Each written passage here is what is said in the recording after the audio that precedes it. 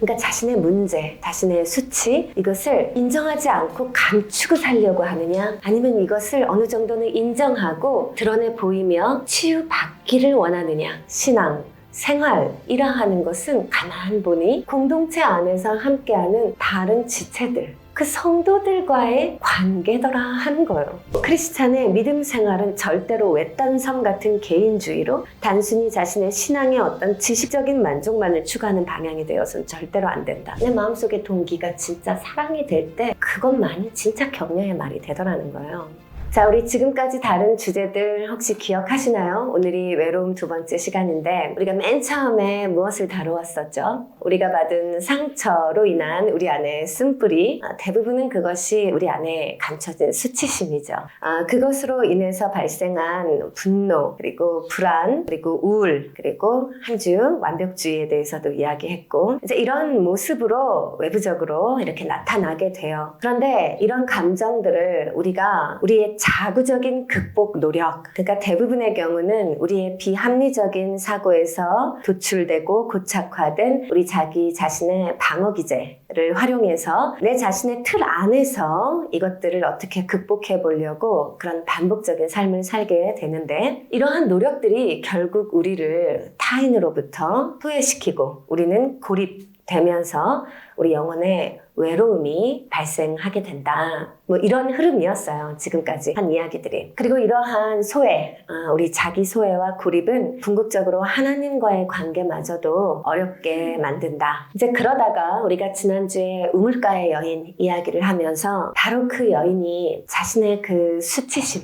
누구에게도 꺼내 보일 수 없고 드러낼 수 없어서 자기가 꽁꽁 싸매고 인정하지도 않으려고 했던, 오히려 그 부분을 치유하시고자 하시는 예수님께 그것을 진솔하게 인정하고 내어 보이는 그 순간에 그녀의 모든 그런 나타나는 문제들이 치유받고 해소되었으며, 결과적으로 그는 하나님과의 관계 뿐만이 아니라 그녀가 속해 있던 공동체 안에서의 관계도 회복되는 그러한 은혜로운 역사가 있었다. 이 얘기를 우리가 지난주에 했던 겁니다. 그러니까 자신의 문제, 자신의 수치, 이것을 인정하지 않고 감추고 살려고 하느냐, 아니면 이것을 어느 정도는 인정하고 드러내 보이며 치유받기를 원하느냐. 이것이 참 궁극적인 차이고 엄청난 다른 결과를 초래하게 된다.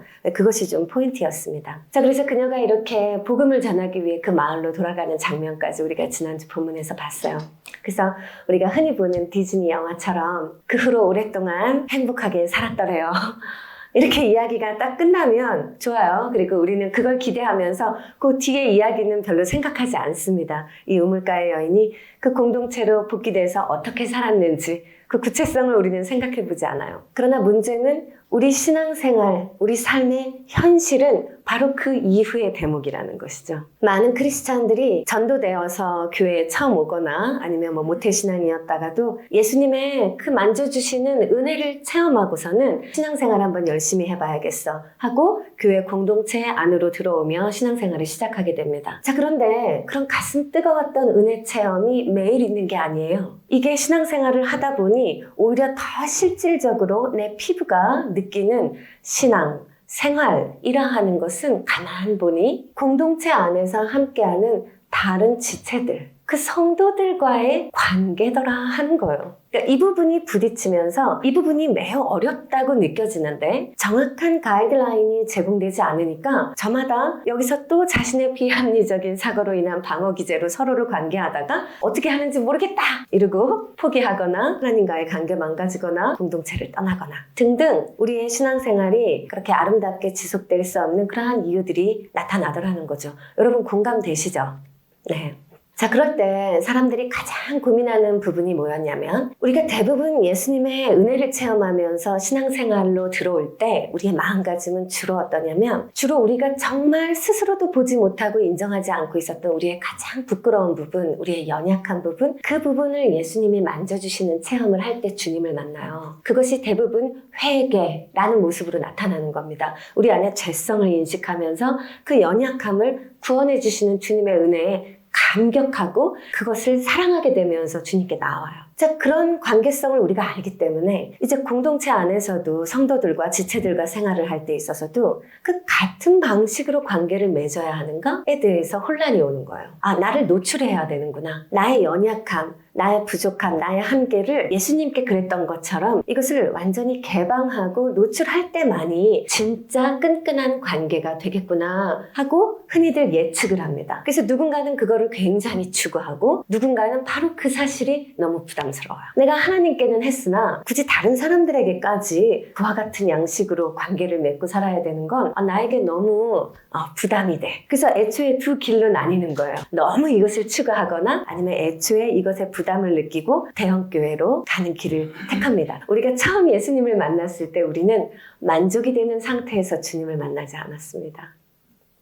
내 결핍을 느끼고 내 부족함과 나의 처절한 연약함을 느꼈을 때에 비로소 우리는 주님을 볼 수 있었다는 사실을 생각한다면 내게 만족이 되는 교회 공동체라는 것은 어쩌면 그 자체로 나의 신앙생활의 성장과 성숙에는 큰 도움이 되지 않을 거라는 것을 이미 보여주고 있음에도 불구하고 많은 이제 신앙생활을 시작하고 깊이 들어오고자 하는 마음이 있는 사람들도 그 대목을 보지 못하죠. 현재의 내 마음의 편한 길을 추구하게 되는 것입니다. 이러한 피상성을 추구하는 문화가 우리들 가운데 만연합니다. 그것이 우리의 신앙이 나약해지는 이유라고 나는 생각을 하는데 이 피상성에 대해서 성경은 무엇이라고 얘기하고 계시는가? 아주 자주 많이 말씀을 하십니다. 그 가운데 히브리서 말씀을 우리 함께 읽기 원해요. 또 우리에게 약속하신 분은 신실하시니 우리는 흔들리지 말고 우리가 고백하는 그 소망을 굳게 지킵시다.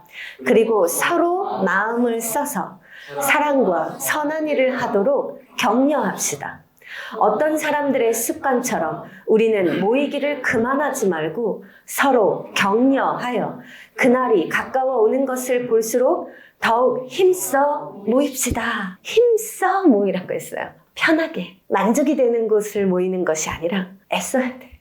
그러니까 힘든데 모여야 하는 어떤 노력을 말하는 거예요. 그리고 계속 반복되는 단어가 있죠. 격려. 격려해야 한다는 거예요. 서로를 격려해야만 한다는 거예요.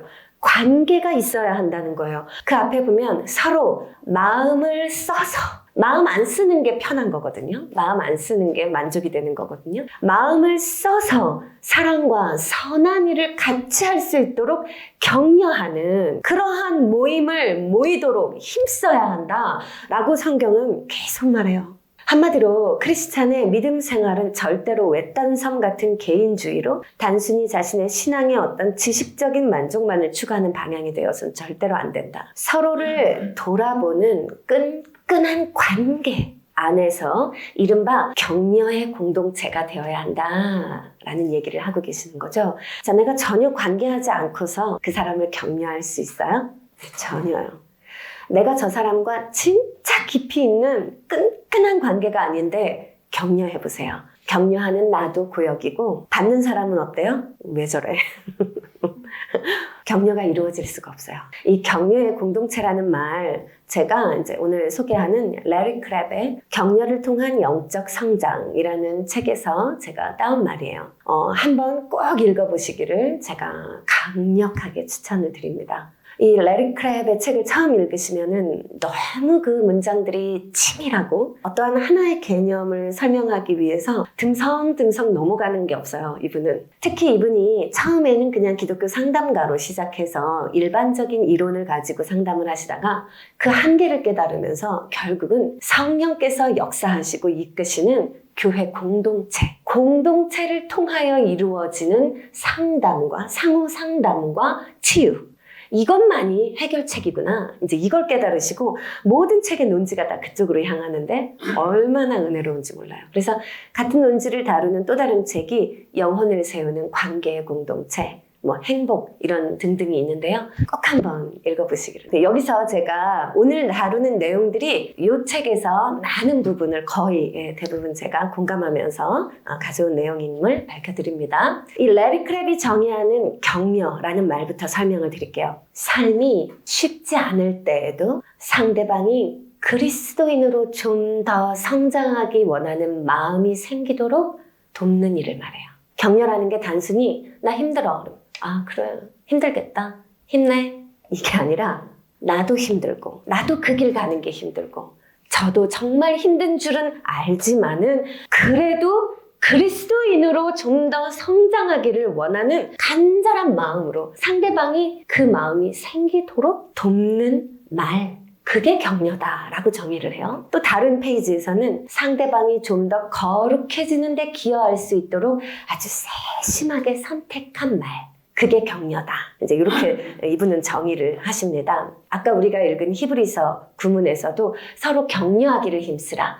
이 격려라는 헬라어 단어의 문자적 뜻이 뭐냐면 사람들이 주어진 방향으로 가도록 그 마음을 휘저어주는 거. 마음을 촉구하고 마음을 선동해주는 거. 그거를 서로 격려하기를 힘쓰라.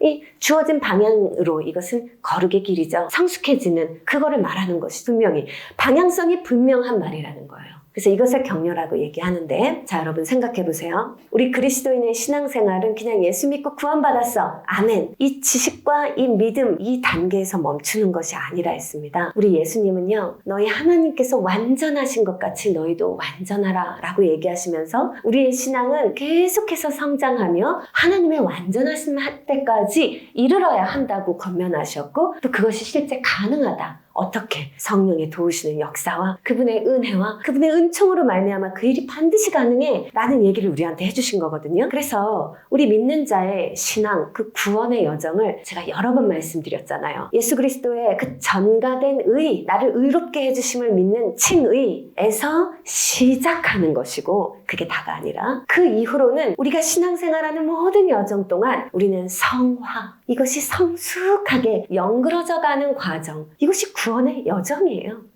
이 성화를 포함하고 종국에는 영화에 이르는 데까지가 우리의 구원이다 라고 분명히 얘기하고 계시는데 칭의 단계가 우리가 예수님을 인격적으로 만나는 그 체험에 근거하고 믿음에 근거한다면 성화의 단계는 바로 그리스도인의 이 신앙의 공동체 안에서 연단받고 깎이고 그리고 서로 격려하는 말을 함으로써 다른 이를 붙잡아 세워주는 이와 같은 나의 노력을 함으로써 성화가 이루어질 수 있다는 것이에요. 아브라함 헬셀, 제가 굉장히 좋아하는 신학자인데 이분이 사람은 누군가의 동료가 됨으로써만 성숙해진다 라는 말을 했죠. 누군가를 도울 때 그가 참된 그리스도인이 되도록 도울 때 그때 여러분의 신앙은 성숙해지는 거예요. 아멘. 내버려둘 때 여러분의 신앙은 안 자라요. 안 자랍니다. 결단코. 그리고 남이 나를 그렇게 격려해 주는 것을 받지 않을 때도 안 자라요. 사도 요한께서도 요한복음에 이렇게 말씀하셨습니다. 보이는 자기 형제 자매를 사랑하지 않는 사람이 보이지 않는 하나님을 사랑할 수 없습니다. 하나님을 사랑하는 사람은 자기 형제 자매도 사랑해야 합니다. 우리는 이 계명을 주님에게서 받았습니다. 아멘. 모여서 이거 하라는 겁니다. 이 계명을 주셨다는 것입니다. 너희는 서로 사랑하라 말씀하신 그 계명이 이 안에서 서로 격려하라 말씀하셨다는 거예요. 사랑은 관계이고 관계는 누군가와 함께하는 것. 결코 홀로 이룰 수 없습니다. 결코 홀로 깊어질 수 없어요. 만일 이것을 이 끈끈한 관계 속으로 들어오지 않겠다고 하는 사람은 뭐 하는 거냐면 제가 갑자기 이런 비유가 설교 쓰다가 생각이 났는데 스쿠버 다이빙 하면 한번 해본 사람은 중독이 된다 하죠. 그 경이로움과 그 황홀함에 그냥 미친대요. 네, 근데 다 같이 이 스쿠버 다이빙의 이 감격을 맛보려고 모인 사람들 속에서 아우 물 묻기 싫어. 그리고 나는 고상하게 위에 백조 그 자전거 그 요트 있죠? 전부 다 스쿠버 다이빙 안에 들어가서 그 안에서 경탄하고 감사하고 막 황홀해하고 기뻐하고 잔치를 벌이고 있는 중에 자기는 수면 위에서 백조 보트 타고 혼자 이렇게 유유히 나 어차피 같은 물에 있어 라고 생각하겠지만 같은 물 속에 있는 것은 아니에요. 자, 이런 사람들이 많아지고 우리 크리스찬들의 마음이 자꾸 이렇게 피상적이 되면 이것은 표면적 공동체를 야기하고 맙니다. 그리고 오늘날에 너무나 많은 교회들이 이런 표면적 공동체의 모습에 그 한계 속에 멈춰버리고 마는 것 같아요. 자, 이 표면적 공동체 이것은 결코 우리가 추구하는 참된 공동체의 모습이 아닙니다.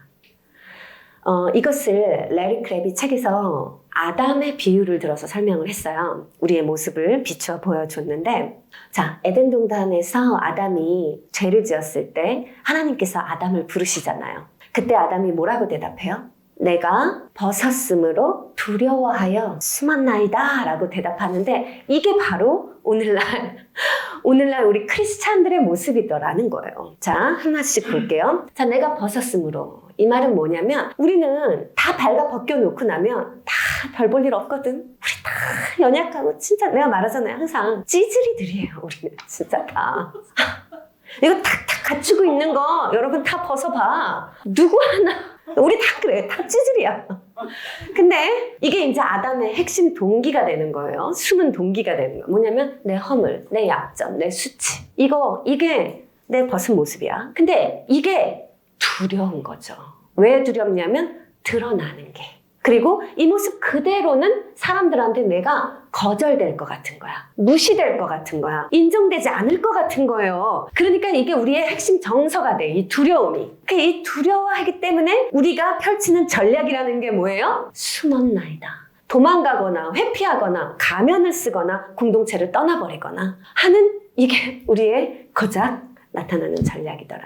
이런 것들이 있더라는 거예요.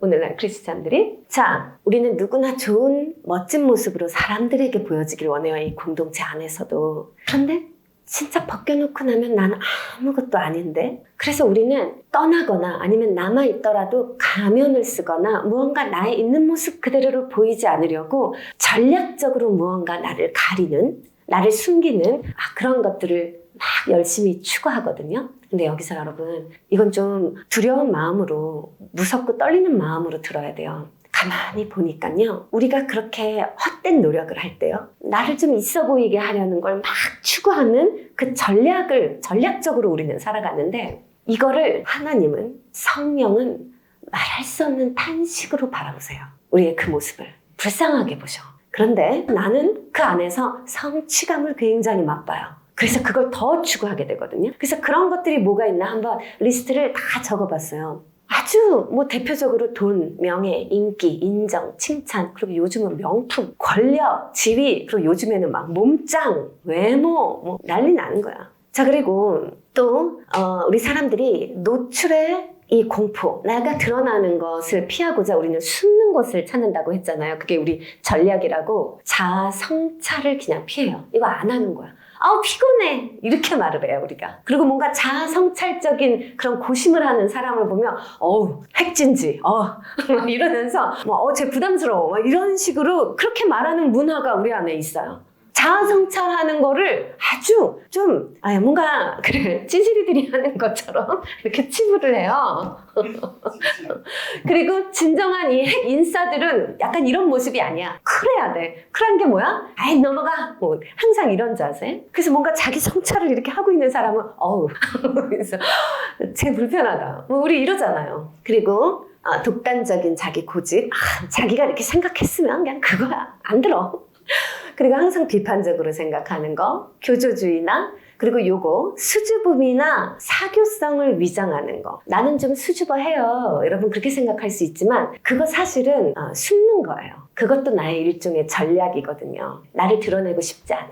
사람은 그냥 원래 건강하고 온전한 상태이면요, 수줍거나 아니면 너무 막 드러내거나 막 이렇게 과장하지 않아요. 그냥 가만히 편하죠. 물어보면 진실하게 말할 수 있고 그냥 평범하게 할 수 있지. 너무 수줍어서 아니에요. 겸손해? 아니에요. 그리고 사교성. 이거 진심도 아니면서 사람들이 너무 좋아해. 짱이래. 분위기 너무 좋게 만든대. 근데 집에 가면서는 아까 걔말이야. 이러면서 오히려 그 사람을 막 욕하고 힘들어해. 그거 다 가짜죠. 그래서 어떤 모습이 나타나냐면 농담. 너무 계속 농담만 해. 그리고 일부러 어수룩하게 그런 사람 중에 진짜 똑똑한 사람 많잖아요, 사실. 알죠? 그리고 막 의수대는 거, 허풍, 아니면 거칠해. 너무 잘하시네요. 속으로 하나도 그렇게 생각 안 하면서. 이런 거. 그리고 막 거짓 눈물. 예의 바른 거는 좋은 거지만은 이게 아주 너무 반드시 예의 바르게 대하는 건 다가오지 말라는 거거든, 이게.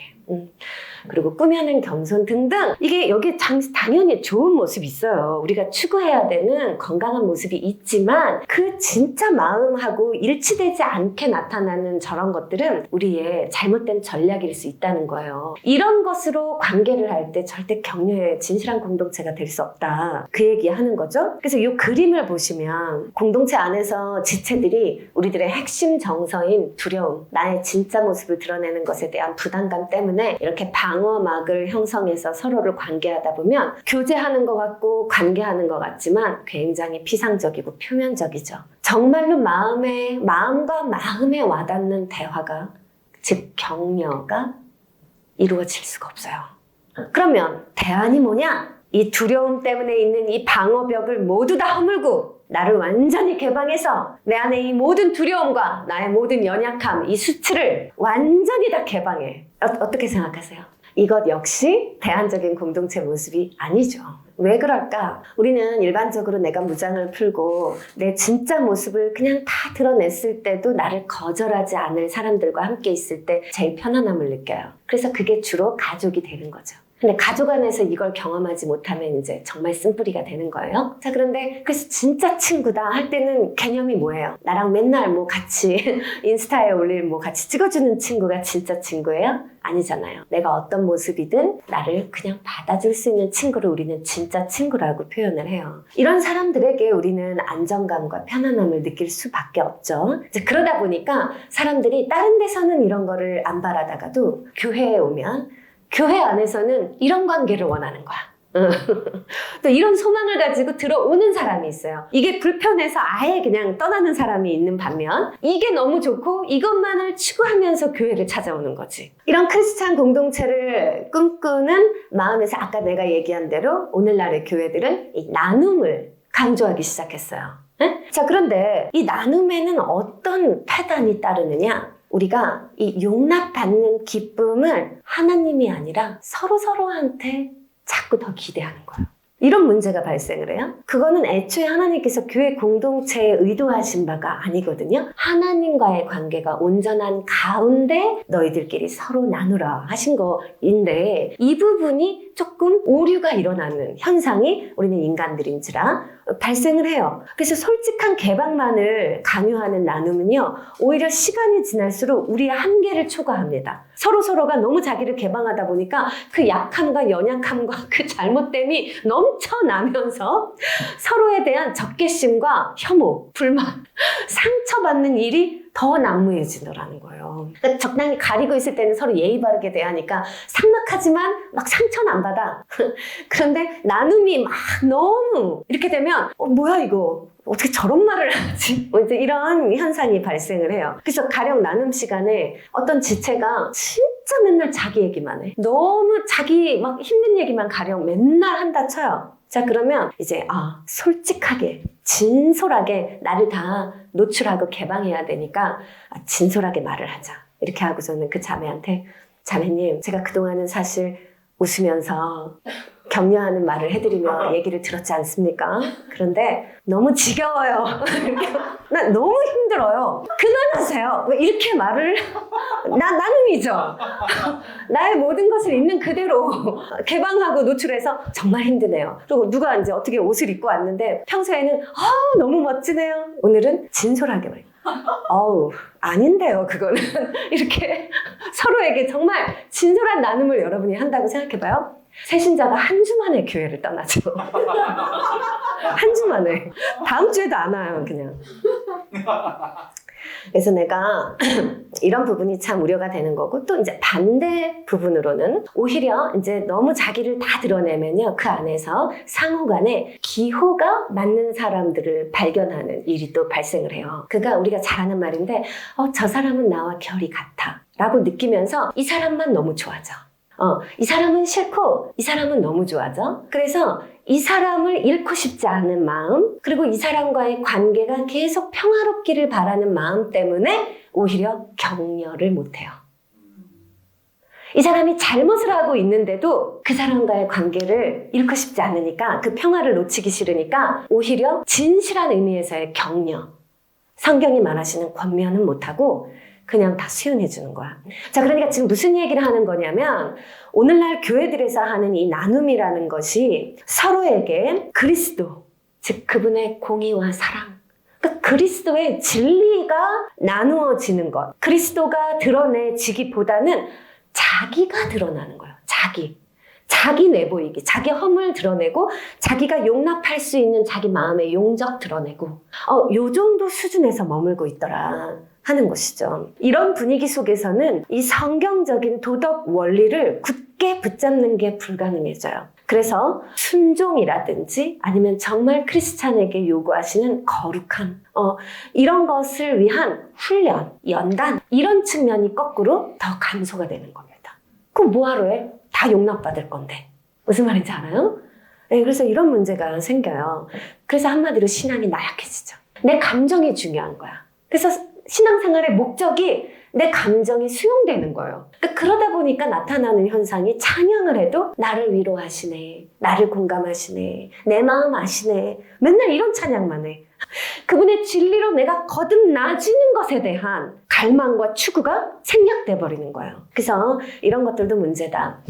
자, 그래서 그렇다면 대안은 무엇이겠나? 그래서 정말 해결책이라는 것은 우리가 추구해야 될 온전한 관계는 주님으로부터 부어지는 사랑으로 인해서 서로에게 진정성 있게, 자, 요 단어가 중요합니다. 헌신하는 관계다. 헌신이 필요하다는 거예요. 정답은. 그래서 요거를 레리 크랩은 전적 헌신이라고 표현을 했어요.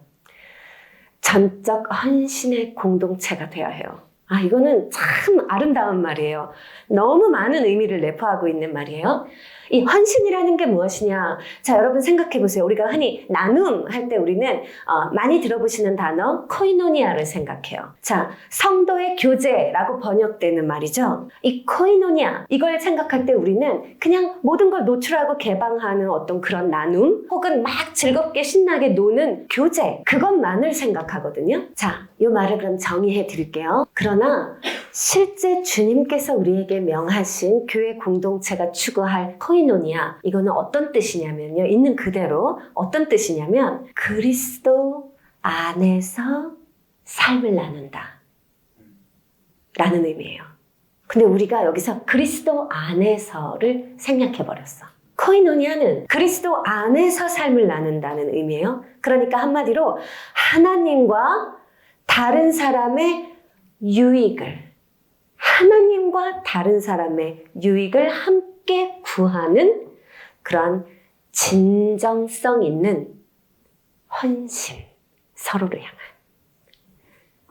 그 헌신적인 관계를 코이노니아라고 말하신 거예요. 그러니까 보세요. 내 방어벽 구축해서 회피하든지 도망가든지 아니면 내 속내를 여과 없이 다 드러내든지 이 두 측면 다 사실은 자기중심적인 관계법이에요. 나 편하자는 거예요. 그러나 성경이 우리에게 권면하는 코이노니아는 우리 자신을 나누는 대신에 다른 지체의 진짜 필요를 채워주는 방식으로 교제하라는 거예요. 주안점이 달라요. 그 성도, 그 지체의 진짜 필요점은 뭐예요? 그리스도예요. 지체에게 그리스도를 주는 헌신. 그것이 진짜 격려이고 그것이 코이노니아다 라고 말하고 계시는 거예요. 그러니까 이거는 그냥 줄 수가 없어요. 헌신해야지만 줄 수 있는 거예요. 그냥 내가 지나가다가 예수님 믿어, 기도해. 하나도 영향력 없어. 힘 하나도 없어. 내가 헌신되어 있지 않기 때문에. 그 사람에게 내가 정말 하나님의 선한 도구가 되겠다라는 어떤 나의 자기 희생적인 각오와 결단과 실천이 병행되지 않으면 그것은 코이노니아가 아니에요. 상대방의 두려움을 해소해주고 개방을 어느 정도 하면서 그리스도 안에서 참된 자유를 맛볼 수 있도록 내가 그것을 도와주는 것, 그것을 코이노니아라 말합니다. 그래서 이때는 이 말을 하는 그 말의 내용이 아니라 동기가 너무 중요한 거예요. 진짜 내 마음속 동기가 전부 다인 거예요, 사실 이때는. 근데 우리의 마음속의 동기는 이기심과 회피성으로 많이 오염돼 있다고 했잖아요. 그래서 아까 나오는 그런 피상성이 드러나는 거예요. 겉으로는 선한 말 같은데 마음속의 내 동기는 달라. 가령 공동체 안에서 사랑합니다 라고 얘기해. 근데 속으로는 하나도 사랑하지 않거나 아니면 나도 그냥 그 말을 듣고 싶은 그런 연약한 동기에서 그 말을 하는 걸 수 있어요. 만약 내 안에 정말 저를 사랑하시는 하나님의 그 사랑이 뜨겁게 느껴져서 저도 그 예수님 안에서 그 사랑을 맛보아 알기를 바라는 이 뜨거운 마음을 가지고 그 사람에게 사랑해요 라고 말하잖아요. 울어요, 그 사람. 그 동기의 진실성 안에는 주님의 은혜가 역사하거든요. 그건 전달이 돼요. 그리고 그 사람을 살려요. 그런데 이 마음 없이 사랑에 화가 나. 말하는 나도 멋쩍어. 억지로 했어. 우리 하나님은요, 우리 마음속에 숨은 동기를 더 관심하시고 그걸 분별하신다고 했거든요. 그래서 히브리서 4장 12절 말씀 보세요. 하나님의 말씀은 살아있고 힘이 있어서 어떤 양날 칼보다 더 날카로워요. 그래서 사람 속을 꿰뚫어 혼과 영을 갈라내고 관절과 골수를 갈라놓기까지 하며 마음에 품은 생각과 의도를 다 밝혀냅니다. 아멘. 우리가 하는 한마디의 말이 그냥 흩뿌려지는 말이 아니라 하나님에 의해서는 다 검열이 되고 판단이 되고 있는 말이라는 것을 우리가 그 무게감을 알아야 해요. 그래서 내가 입 밖에 어떤 말을 내뱉기 전에 하나님 앞에 내 자신의 동기가 어떠한지 그것을 의식적으로도 생각해 봐야 돼요. 성령의 인도하심 내가 갖고 있는지, 성경 말씀을 통한 충분한 자기 성찰 하에서 이루어지고 있는 말인지, 내가 지금 건네려고 하는 말이 자기 본의적인 동기인지 아니면 진짜 그를 위한 헌신에서 나오는 말인지. 그러니까 어떤 사람이 너 이러면 안 돼. 너 정말 이 길로 가면 안 돼. 이렇게 말했어요. 그랬을 때 그 받는 사람이 뭐 상처받을 수도 있고 거절할 수도 있고 삐들 수도 있죠. 자, 그랬을 때 만일 이것이 정말 성령의 동기로 내가 한 말이라면 그 말은 나중에라도 열매를 맺어요. 아멘. 그런데 그렇지 않고 내가 착각했어. 나는 정말 저를 위해서 하는 말이야. 근데 그냥 내가 그게 못마땅해서 한 말이야. 나한테 거슬려서 너 그러면 안 돼. 너를 위해서 하는 말이야. 두고두고 그 들은 사람이 끝내 앙금을 가지고 그 사람을 싫어해요. 이게 다 드러나. 자, 그래서 이것을 분별해야 되고 내가 우리 지체들한테 가끔 진실만을 말하세요. 이 얘기 자주 하잖아요. 근데 그 말이 무슨 말인지 또 잘 이해를 못 하시는 분들도 계셨더라고. 내가 얘기 들어보니까. 바로 이 얘기예요. 거칠의 말, 허영으로 하는 말, 그리고 자기 마음속의 동기와는 다른 말, 그리고 그 마음속 동기가 하나님의 뜻과는 무관한 그런 헛된 말 하지 말고 정말 주님 뜻으로 검증된 내 마음속 동기와 일치되는 말만을 진짜 솔직하게, 진실하게 하세요. 그러면 결국은 모든 관계에 평화가 이룹니다. 제 말 그 말이에요. 그래서 저를 대할 때도 아니에요 막 이러면서 이렇게 감추고 말하거나 마음속에는 진짜 싫은데 예, 뭐 이렇게 하시거나 저한테 막 설교 은혜 받았습니다. 근데 속으로는 막 이러고 있어. 이게 다 드러난다. 다 드러나기 때문에 그렇다고 막 설교가 너무 싫었는데 와서 또 완전한 개방. 설교 진짜 이상했어요. 뭐 이렇게 얘기하면 내가 나한테도 격려를 해야 될 거 아니야.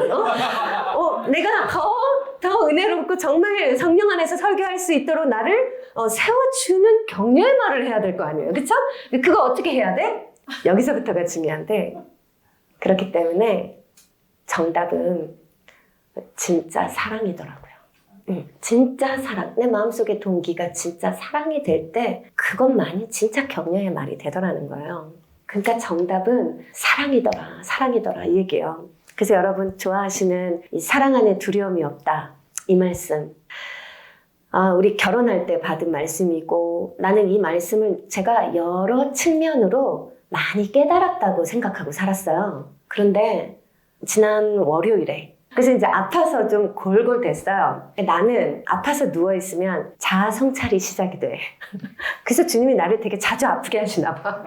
그러니까 막 바쁠 때는 자아 성찰을 못 하는데 아파서 누우면 자동이야. 그냥 은영아 이렇게 부르시면서 바로 이 자아 성찰이 이렇게 시작이 되는데 갑자기 어떤 부분이 딱 건드려졌냐면 내가 오늘 이 말씀을 묵상하고 있던 중이었기 때문에 더 그랬는데 내 안에 두려움이 있는 것이 지각이 되는 거예요. 그래서 이게 무슨 두려움일까 생각을 하는데 내가 신앙 안에서 그리스도를 향하여 옳은 길로 나아가고 있지 않은 성도를 붙잡고 권면해야 하는 일에 상당한 부담감이 느껴지더라 라는 거였어요. 그리고 그동안도 어떤 여타의 이유로 결국은 신앙의 성숙 그 과정을 나와 함께 하지 않고 그냥 어느 정도는 편하게 살고 싶다는 마음으로 교회를 떠나는 사람들을 붙잡기 위해서 어떤 말을 할 때 그것이 내 안에 상당한 부담감이었다는 것을 느꼈고 그것이 나에게 두려움처럼 이 기업 저장소에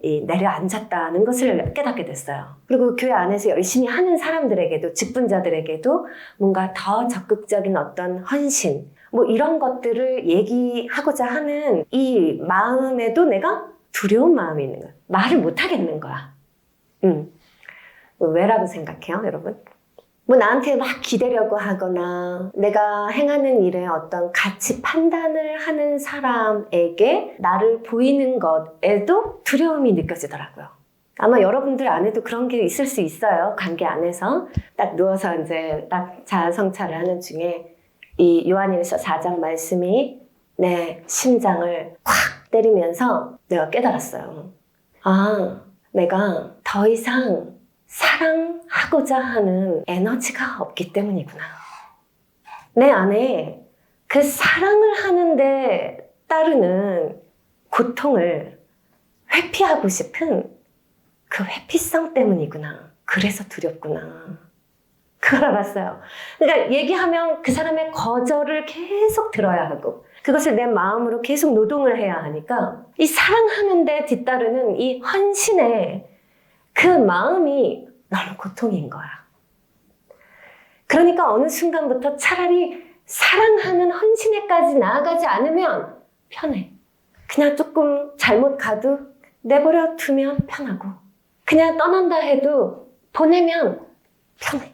그런데 그것이 내가 사랑하지 않으려 함이구나 라는 게 깨달아지면서 또 나는 왜 꼭 아파서 누워서 자아성찰하면 눈물이 그렇게 나는지 모르겠는데 눈물이 막 콧물, 눈물 막 너무 괴로워요. 그래서 목소리가 막 이렇게 간 거예요. 그래서 그때 이제 계속 묵상을 했어요. 사랑은 희생이고 어제 여러분들 축가할 때 그 가사가 나 진짜 너무 은혜 받았는데 사랑은 희생이고 사랑은 관여하는 것이고 사랑은 견뎌내는 거예요. 견디는 거예요. 내가 그걸 하지 않으려고 하는 거구나. 그러니까 신기하게 두려워. 그러니까 두렵더라고. 그러니까 진짜 사랑을 하면 두려움이 없어진다는 걸 알았어요. 내가 다시 마음을 바꿔서 붙잡아야지. 더 저를 강건하여 권면해야지. 저 사람을 더 바로 세우기로 내가 관여하고 개입하고 들어가서 저 사람에게 예수님을 붙잡으라고 간곡한 말로 내가 헌신하며 호소해야지. 이 마음을 먹으니까 두려움이 사라지는 거야. 담대해지더라고. 이 두려움 때문에 막 눌렸거든요. 하기 싫고 막 도망가고 싶고 이 잔을 내게서 막 진짜 그거였는데 사랑해야지 하고 마음을 먹으니까 용기가 나.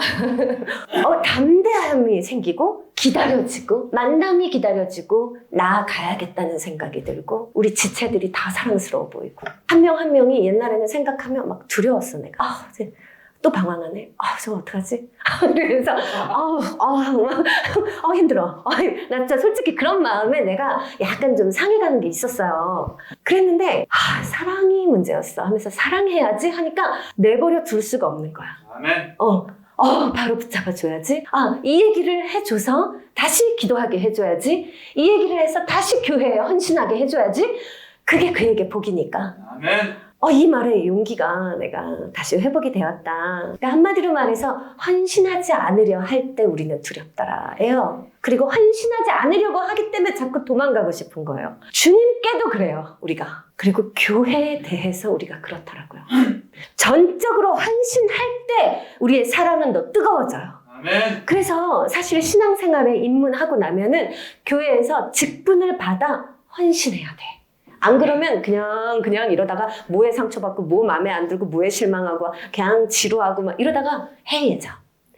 직분을 맡았을 때 또 힘듦이 있죠. 하지만 직분을 받았을 때 그 직분을 헌신적으로 섬기고 열심히 할 때, 특히 교회, 믿음의 식구들을 위하여 더 열심히 할 때 사랑이 생겨. 아멘. 그래서 모든 두려움이 사라지고 부담감에서 자유해져요. 그런 놀라운 역사가 있다는 것을 이 너무 뻔하고 당연한 진리를 또 아파서 누워서 깨달았어요. 진짜 사랑, 우리의 마음속 동기까지 진리 안에서 참된 것을 추구하며 다른 지체를 향해 진심으로 헌신할 때, 곧 그를 진정으로 관심하고 격려할 때 이 사랑이 우리를 완전케 하는 것이더라. 이 사랑이 모든 두려움을 내쫓고 우리를 자유케 하는 거더라.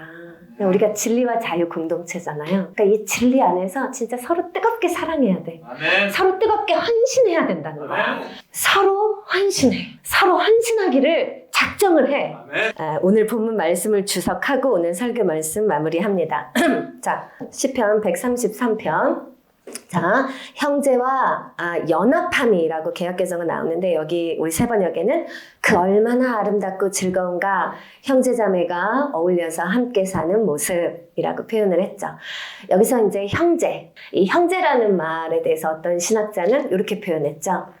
동일한 정신으로 충만한 가운데 상호 관용과 동일 목적을 추구하는 운명 공동체를 지칭한다. 자, 이렇게 이제 표현을 했죠. 자, 그런데 어떤 것이 충만한가? 이 안에 우리 가운데 그 다음 구절. 머리 위에 부은 보배로운 기름이 수염, 곧 아론의 수염을 타고 흘러서 그 옷깃까지 흘러내림 같다. 그 모습이. 어떤 모습을 비유하는 거냐면 이거는 언제 일어나는 현상을 묘사한 거냐면 그 성직 수임 시에 대제사장의 머리에 이렇게 기름을 부으면 이게 기름을 타고 수염까지 이렇게 흘러내리는 그 모습에서 착안해서 이제 비유한 거예요. 이 머리에 부은 기름이 지금 대제사장에게 이렇게 부은 기름이잖아요. 그러니까 우리 주 예수 그리스도를 상징하죠. 대제사장 대신 그리스도를 머리로 하는 우리 교회 공동체가 이 흘러내리는 기름 하면 여러분 딱 떠오르는 이미지가 뭐예요? 성경에서 주로 기름을 뭐로 비유 잘해요? 성령님을 비유할 때 이 기름 이미지를 자주 쓰는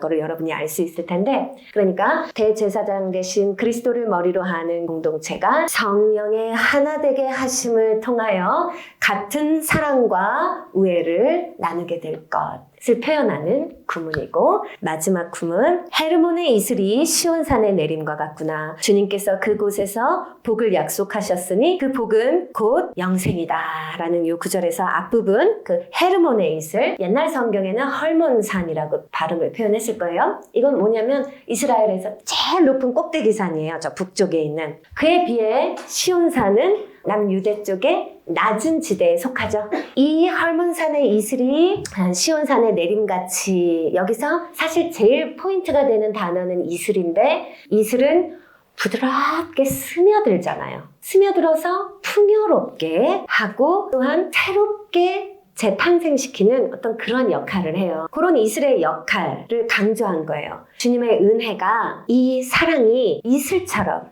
이 공동체 안에 스며드는 모습을 묘사하는데, 그 모습이 저 헤르몬산에 있는 이슬이 이 낮은 시온산에 내린다는 이 표현은 이 공동체 안에서 어떤 사회적 신분에 높고 낮음이 없이 모두가 평등하게 정말 형제 자매로서 동일한 은혜와 기쁨을 같이 누린다. 저 헐몬산의 이슬은 여기 낮은데 맺힐 리는 없잖아요. 그렇지만 큰 은혜가 모두에게 동일하게 이렇게 임하고 있구나. 그것이 참되고 아름다운 공동체의 모습이구나. 서로 헌신하는 아름다운 모습이구나. 근데 그것을 노래한 거예요. 이런 연합 속에 소외나 외로움은 틈탈 그러한 틈이 전혀 없겠죠. 자, 그런데 마지막 문장, 그 복은 곧 영생이다 라고 했는데 이 부분에 제일 은혜를 받았어요. 우리 아까 얘기했죠? 우리 그리스도인의 완전 칭의와 성화와 그리고 영화에 이르기까지 우리의 구원을 주님께서 인도해 가시는데, 성화의 과정을 우리가 이 격려의 공동체에서 함께 하고, 그런데 이 공동체가 받을 복이 곧 영생이다. 즉 영화에 이르는 복이다. 영화에 이르는 생명이다 라는 뜻이에요. 난 이게 얼마나 은혜로웠냐면, 여러분 그거 아세요? 우리가 영화에 이를 때, 즉 영생에 이르는 부활 때예요. 같이 부활하게 될 사람들은 여러분 배우자가 아니에요. 여러분 가족도 아니고요. 여러분 회사 동료나 동호회 모임 구성원들도 아니에요. 성경은요, 부활 때에는 성도들이 다 함께 부활한다고 이야기를 해요. 즉 우리가 부활 때 소속이 되고 공동체로 인재하고 함께할 그룹, 우리가 속한 그룹의 그 카테고리는 이 땅에서 우리가 주안점을 두고 사는 것과는 다르게 성도들의 그룹이라는 거예요. 아멘. 성도들의 공동체. 여러분이 그러니까 칭의와, 거긴 개인이고, 성화 생각할 땐 공동체 생각하다가 점점 이 성화의 측면에서 외부를 많이 생각하죠. 가정이나 친구들이나 대사회적인 생각을 많이 하시는데, 결국 종국에 우리가 영화에 이르를 때 함께할 사람들은 성도들이다. 나는 이게 너무 전율이 일어났었어요. 그래서 믿음의 식구들에게 더 잘하라 라고 성경이 말씀하신 것 같아요. 근데 또 누구는 이렇게 얘기하니까 오마나, 그러니까 빨리 다른 교회 가야 되겠다. 저 인간하고 영생에 이르도록 함께 해야 한다니. 근데 여기서 말하는 성도들이란 보편적 교회에서의 모든 성도를 지칭하는 것 때문에 내가 딴 교회 간다고 해도 다 같이 만나요. 다 같이 만나요. 그래서 이게 바로 그 호랑이 피하려다가 범 만난다 이런 뜻이야. 여기서 내가 힘듦을 겪으면 다른 데 가서도 당연히 힘든 문제를 겪어요. 공동체 관계 안에서. 그렇기 때문에 부르신 곳에서 헌신하세요. 아멘.